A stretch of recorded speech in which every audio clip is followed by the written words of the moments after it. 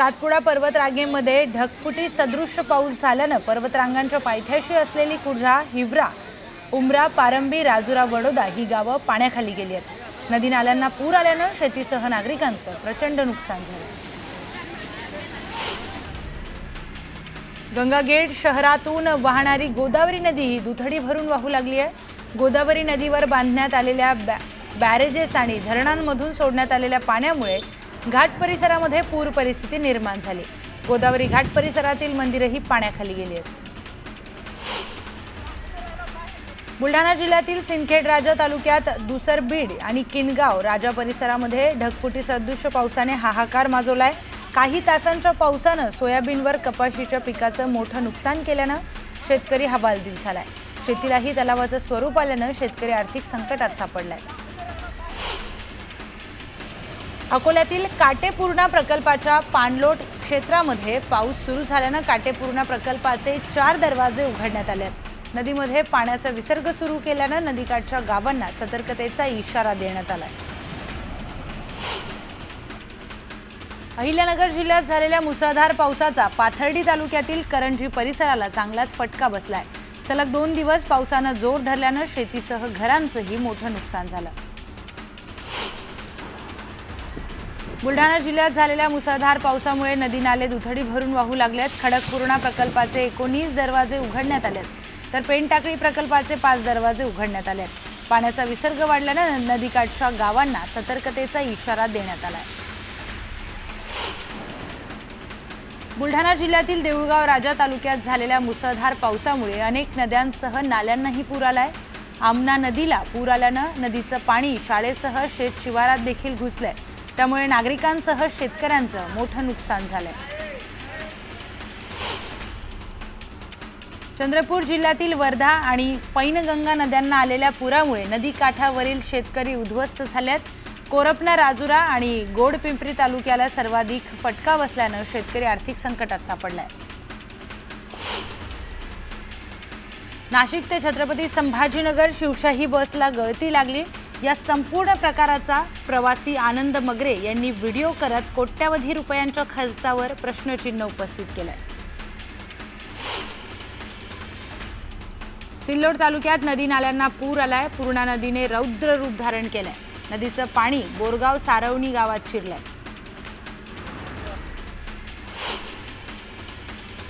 जालना शहरामध्ये मुसळधार पाऊस झाल्यानं अनेक भागांमध्ये पाणी साचलं। पाणी बाहेर काढण्यासाठी महापालिका अधिकारी आणि कर्मचारी रस्त्यावर उतरले।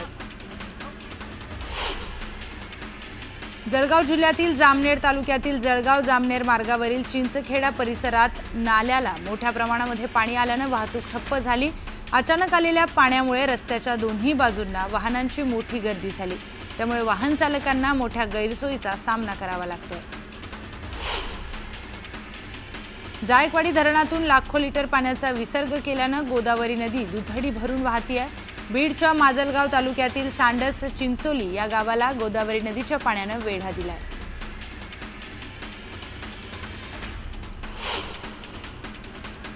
चंद्रभागा नदीला पुन्हा पुराचा वेढा बसलाय। उजनी आणि वीर धरणातील पाण्यामुळे भीमा नदीच्या पाणी पातळीमध्ये मोठा विसर्ग सोडण्यात येतोय, त्यामुळे भक्त पुंडलिकाच्या मंदिरासह अनेक मंदिरांना पुराच्या पाण्याने वेढा घातलाय। त्यामुळे यंदा सलग 6व्यांदा भीमा नदीच्या पाणी पातळीमध्ये वाढ झाली आहे।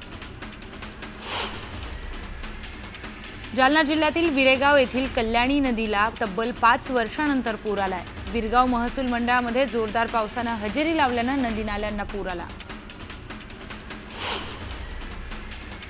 छत्रपती संभाजीनगरच्या जरंडी बनोटी मंडळामध्ये ढगफुटी सदृश्य पाऊस झाला। बोरमाळ तांडा येथे पावसाचं पाणी शिरल्यानं अनेकांचे संसार उघड्यावर पडले। आपल्या सर्जा राजाला बाहेर काढण्यासाठी बळीराजाने आपला जीव पणाला लावला। शेतकऱ्याने पुराच्या पाण्यातून जनावरांना बाहेर काढलं। जालना जिल्ह्यातल्या घनसावंगी तालुक्यातही जोरदार पाऊस झालाय। पावसाने शेवगड येथील नदीला पूर आलाय, त्यामुळे पुलावरून पाणी वाहतंय। एका पालकाने विद्यार्थ्याची सायकल खांद्यावर घेत पुराचा रस्ता पार केल्याचं पाहायला मिळालं। लातूर जिल्ह्यात सध्या सर्वत्र जोरदार पावसामुळे नदी नाले ओढे ओसंडून वाहत आहेत। औसा तालुक्यातील औसा बोरगाव तेर मार्गावरील ओढ्याला आलेल्या पुराचं पाणी पुलावरून वाहत असल्याने वाहतूक ठप्प झाली होती। पुराच्या पाण्याचा जोर कमी झाल्यानंतर या मार्गावरील वाहतूक पूर्ववत झाली आहे। सोलापूर जिल्ह्याच्या बार्शी तालुक्यातील जवळगाव धरण ओव्हरफ्लो झाले। बार्शी तालुक्यातील जवळगाव मध्यम प्रकल्प हा हजारो शेतकऱ्यांसाठी वरदान मानला जातो। एरवी दुष्काळी तालुका अशी ओळख असलेल्या बार्शी तालुक्यामध्ये पावसाने जोरदार हजेरी लावल्याने अनेक ओढे, नाले, नद्या दुथडी भरून वाहू लागल्या। छत्रपती संभाजीनगर जिल्ह्यात आणि जायकवाडी धरण क्षेत्रामध्ये 4 दिवसांपासून दमदार पाऊस कोसळतोय। जायकवाडी धरणाचे 18 दरवाजे 3 फूट उघडून गोदावरी नदी पात्रामध्ये विसर्ग सुरू आहे। यवतमाळ जिल्ह्यात झालेल्या मुसळधार पावसामुळे नदी नाल्यांना पूर आलाय। या पुरामुळे नदीकाठची शेती अक्षरशः वाहून गेली। सोयाबीन, कापूस पीक भुईसपाट झाला, तर सोयाबीनच्या शेतात काहीही शिल्लक राहिलं नाही। अहिल्यानगर आणि बीड जिल्ह्यातील मुसळधार पावसाचा फटका धाराशिव जिल्ह्यातील गावांना बसलाय। परंडा तालुक्यातील भोत्रा मुंगशी गावात पाणी शिरल्यानं भोत्रा गावाचा संपर्क तुटला। चांदणी नदीला महापूर आल्यानं परंडातील काही गावांचाही बार्शी तालुक्याशी संपर्क तुटलाय। दक्षिण सोलापुरात पुन्हा एकदा पावसाने जोरदार बॅटिंग केली। सीना नदी परिसरात पूरसदृश्य परिस्थिती निर्माण झाली आहे। औराद संजवाड पूल पूर्णतः पाण्याखाली गेल्यानं औराद परिसरातील गावांचा संपर्क तुटलाय। एका तरुणाने जीव धोक्यात घालून पूल ओलांडण्याचा प्रयत्न केला। स्थानिकांनी दोरीच्या सहाय्याने त्याला सुखरूप बाहेर काढलं। सोलापूरच्या अक्कलकोट तालुक्याला पुन्हा एकदा पावसाने झोडपलंय। अक्कलकोट तालुक्यातील किनीमध्ये शेतात पाणी शिरलं। पाण्याच्या जोरदार प्रवाहामुळे ऊस, सोयाबीन, उडीद, मूग ही पिकेही वाहून गेल्याची शक्यता आहे। सतत पडणाऱ्या पावसामुळे सोयाबीन, उडीद, मुगाचं खोळंबलं। उत्तर सोलापूर तालुक्यात मागच्या 4 ते 5 दिवसांपासून मुसळधार पाऊस कोसळतोय। तुफान पावसामुळे रान बसलेल्या रिक्षा चालकाचा अद्याप शोध लागला नाही। जवळपास 56 तास उलटून गेले तरी सतीश शिंदे अद्यापही बेपत्ता आहे। जालन्यामध्ये मुसळधार पावसामुळे शेत पिकांचं मोठं नुकसान झालंय। बदलापूर शिवारातील फळबागांसह खरीप पिकातील सोयाबीन, कापूस पिकांच्या शेतात गुडघाभर पाणी साचल्यानं पिकांचं अतोनात नुकसान झालं। अहिल्यानगर जिल्ह्यामध्ये 2 दिवसांपासून सुरू असलेल्या पावसामुळे मोठं नुकसान झालंय। पाथर्डी तालुक्याला पावसाचा फटका बसला असून आतापर्यंत 3 जणांचा यामध्ये मृत्यू झालाय, तर 26 जनावरांचाही मृत्यू झालाय। 50 घरांची पडझड झाली असून शेतीचंही मोठ्या प्रमाणामध्ये नुकसान झालंय।